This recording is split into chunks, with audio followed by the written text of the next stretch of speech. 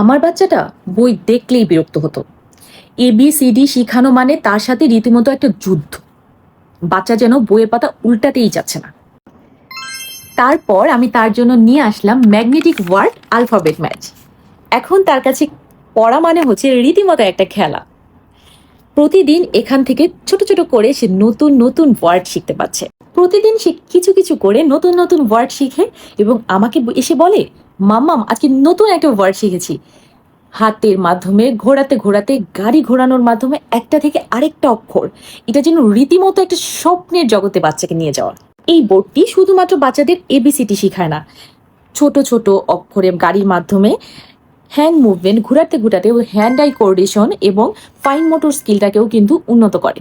Mobile স্ক্রিনে সময় নষ্ট না করে এখন সে শিখছে নিজের ছোট ছোট আঙ্গুলের হাতের মাধ্যমে।